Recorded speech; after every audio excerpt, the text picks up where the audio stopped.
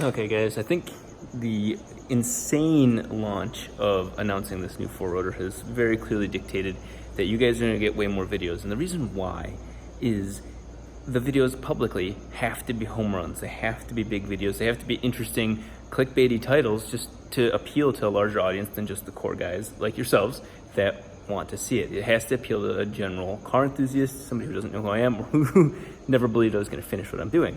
So I'm going to continue making a lot of the things that we had long promised and long done, long talked about on Patreon come true. So for example, and this is actually partially for me too, so this is mutually beneficial, is I'm going to be doing more like vlogs like this, probably phone, whatever the case, one takes, but you guys are going to see, a lot of the current thought process and challenge that's going into this stuff that everybody else online is going to say, oh my God, just make the damn thing run already. Well, of course, yeah, that's exactly what I'm trying to do. For example, right now, I'm trying to be 3 steps ahead of the whole process because as I've said online, the whole point is that we're gonna get that engine running on like, not a wood, but metal stand, radiator, oil coolers, all plugged into it out in the middle of the air. Helps diagnose it, looks cool as hell, can do some serious cinematics. But when I'm ordering all of those parts, you gotta figure out, how are they going to fit in here? Because I don't want to order them twice. I don't want to order 2 shorter hoses. I make them by hand, but still, I just don't want to have the wrong materials. So, current challenge.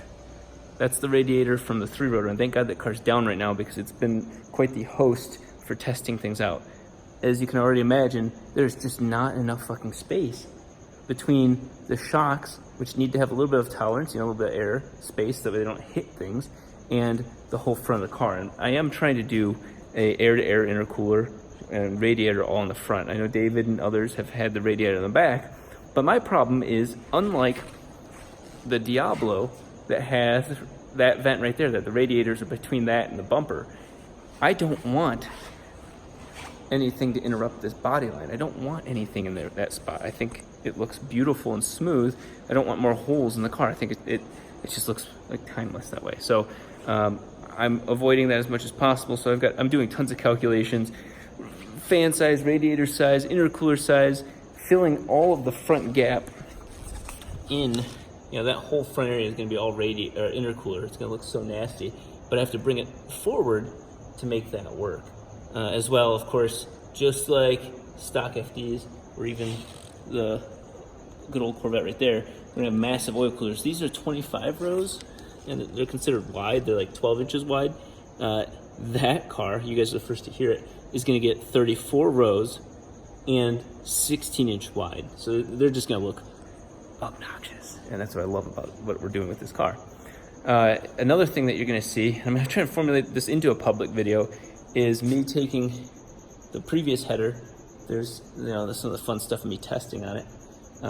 And through the advice of several people who do know how to weld, making that into the usable dyno header for the car. So what's going to happen is, again, it's going to go into an engine dyno. It's not going to go into the car first. And we're going to put the horsepower to the test in the middle of the air. That piece, all the way back there, is going to be 4 O2 sensors, 4 EGTs, EMAP sensor, for back pressure, but just tons of sensors, as well as obviously wastegates and whatnot. So that thing's just going to end up being like a test piece, where it's got tons of wires hanging out of it. So that's not going to be the case here.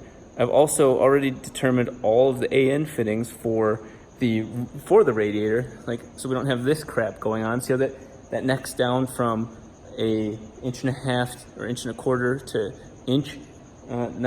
Not acceptable on this car. So everything's to be AN20, similar to the Corvette, which is 1.5 inches, AN20, 1 3/4 inches, 1 3/8, somewhere there. Anyway, it's bigger than 1 inch.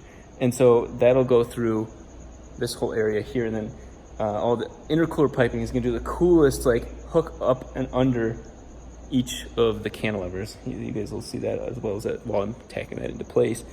Also, I'm going to be cutting the whole front of the car off soon, and that'll be kind of sensational because I'm going to finish tacking in the rest of the chassis from those corners right here to the front, and then making, the kind of standard front bash bars that every other car has, but that's where I'm going to mount oil cooler, intercooler, and so on. That's all in preparation for just getting the engine dynoed. Another thing I have to do with this, and this is going to be, maybe this will be a clickbaity video, is this right here. See this flange? This flange is for a Plasma Man, which I think is a hilarious name. Plasma Man, like 99, 98 mil throttle body. I am going drive-by-wire, especially with the transmission. I want to be able to just flick it and it rev matches automatically. So I'm going to have to cut this off, and thankfully I have that bandsaw that just like cuts, and as soon as it gets through it, it shuts itself off. And you vice grip or grip this thing down, and it's going to cut a nice straight line until the band breaks and then fucks everything up. So that's one thing that I'll probably have people see. I've got this is my flywheel I've had for this damn car for so long. There's a stock flywheel in comparison. It's 12 pounds difference, but the stock one does have a counterweight, so it's going to end up being this with its counterweight for the 4-rotor ends up being about maybe an 8-pound difference. So still 8 pounds less. It's going to rev crazy. Something I've been working on that might also not make it into a video is this manifold is amazing. It's weird. It's all the above. It bolts in. You can see how there's bolts right there, the silver ones, and then there's tons of gasket maker. Well, I'm gonna switch that. I'm gonna get a machinist to hog out some O-ring grooves and make it O-ring, so that way, the gasket maker doesn't fail and sucks into the engine, A, or B, creates exhaust leaks or intake leaks, and we're having weird ass problems. So a lot of those things. I also picked up the real transmission from Abel. I've had it over there for years. I don't even know why I didn't pick it up before, but my God, is it light? It is so light. Look at this. That's what you get for $21,000. That'll certainly be some sort of public video. But these are, I'm assuming, I had it all written down before. I'm gonna have to get a transmission cooler. This is the sick pneumatic shifter. The actual shifter's down here, but that's the handle. You can also just switch this to simple slap shift, like the video of the unveiling of the car. So, oil system's gonna be nuts. Coolant's gonna be nuts. Fuel system's gonna be awesome. Holly, the guys from Holly, the guys that run the LS Fest, were so awesome with how they handled that, and they're gonna help supply the fuel system for this. So I am gonna go with a brushless fuel pumps. It's rated for, like, even on a rotary, 2500 on E85, 2500 RPM or 2500 horsepower at the wheels. So it's clearly not going to be the weakest link there. That'll be nice. It only draws 38 amps at full blast, so also good there. I've got to like, you just think about, I'm building a car from scratch, so you got to think about, like, brake lines. I got to do all the brake line routing. I also have to do all the power steering, because yes, this is going to be a power steered, power assisted vehicle. So all those systems need to have lines ran to them. A lot of work obviously going on behind the scenes. So I'm going to continue filming stuff like this to share it with you guys, because this doesn't fit YouTube, but it certainly fits the stuff that I find interesting, and obviously you guys do too. So thank you so much for helping with this phase of everything, honest to God, and then just being really chill, because I've just been struggling with getting the car built. That YouTube took a kind of a secondary spot, so I didn't do my normal launch on Patreon and then launch on YouTube. So crazy. It's really happening. Again, this is Patreon only. I think what I'm going to try to do is obviously the engine will fire up within 3 weeks. I think 3 weeks is possible. So fire up the engine in 3 weeks. Try to engine dyno it before SEMA. But more importantly, cobble together the most raw version, which is why you see me working on the car, the most raw version of the drivetrain.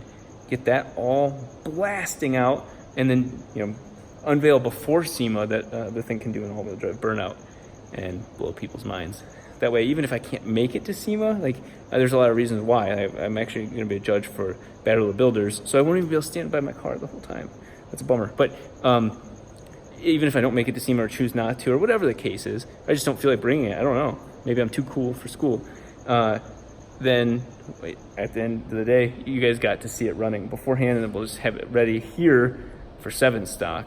And Bernie would love that, the guy that runs the event, because that would make his event way more cool that it unveils there. I don't know.